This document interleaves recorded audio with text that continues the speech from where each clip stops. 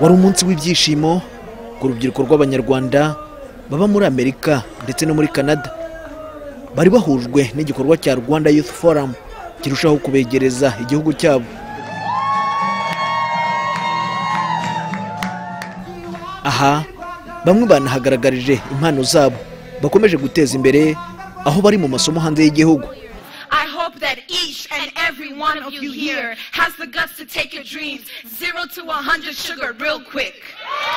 Ibi byose byabasusurutsaga binabibutsa igihugu cyabo.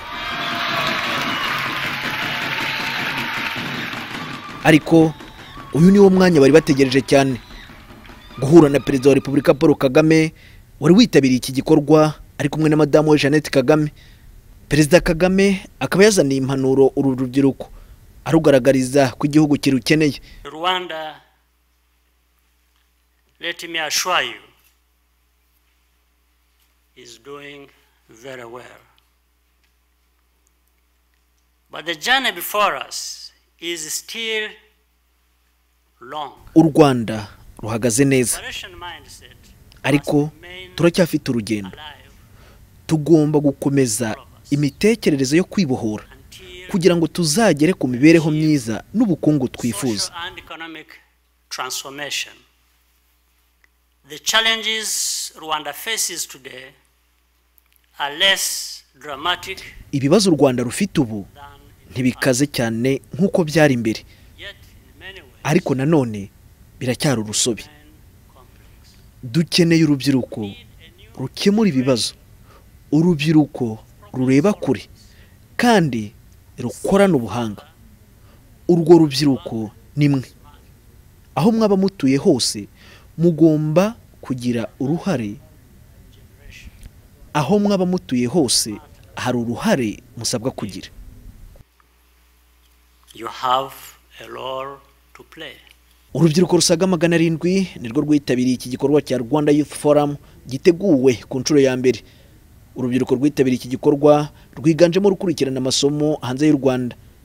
Perezida Paul Kagame akaba yasabye urubyiruko guhora ruzirikana igihugu cyarwo aho rwaba ruri hose. As you continue to acquire valuable education, skills and experience, uko mukomeza kwiga kumenya byinshi no kugira ubumenyi, munakomere ku bunyarwanda ndetse n'umurage nyafurika.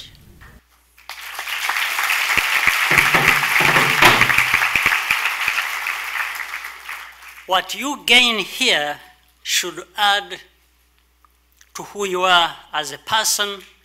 Ubumenyi mwungukira hano bukwiye kubafasha kuba abanyarwanda beza kurusha, bikajyana nuko dukomeza guharanira ko u Rwanda rwaba igihugu cyiza biruseho. To make Rwanda a better place.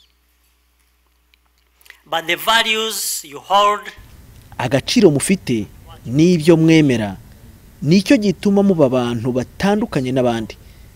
Ntimukemere ko imikorere yaho muri ihindura ubumuntu n'icyo muri cyo ngo mwumve ko inkomoko yanyu isuzuguritse. Nothing should make you think that your identity and background are somehow inferior. Mu biganiro urubyiruko rwahawe n'abantu batandukanye rwagaragarijwe ko nta gutegereza kugomba kubaho, ahubwo rukaba rugomba gutangira kugira uruhare mu iterambere ry'igihugu cyabo kuri ubu. Aha bahawe ingero z'abantu bari mu kigero cy'urubyiruko, barimo n'umukuru w'igihugu, bakajya ku rugamba rwo kubohora igihugu bakahakura intsinzi, kandi n'igihugu bakagiha inzira n'icyerekezo bihamye. Ibi urubyiruko rukaba rwemeza ko rwabikuyemo ubutumwa bukomeye.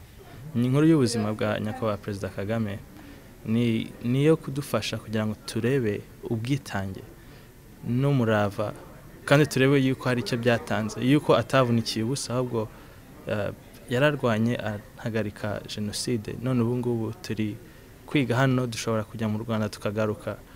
Ibyo u Rwanda rugeze kuri byinshi abantu batakekaga yuko rushobora kugeraho mu buzima na rimwe. Ibyo byose tubikesha yuko hari abantu bagiye bitanga bayoboye kandi ari urubyiruko kandi bayobowe na nyakubahwa Perezida Kagame. ibigwi byabo n'ibitekerezo bagize byatwubaka mu buzima busanzwe duhereye ku byo batubwiye n'amateka y'igihugu cyacu batwumvise ko natwe urubyiruko tugomba gutangira gutekereza ku iterambere ryacu kuri aho igihugu kirimo kiragana kuko bihera nonaha ntabwo bizatangira ejo cyangwa ejo bundi.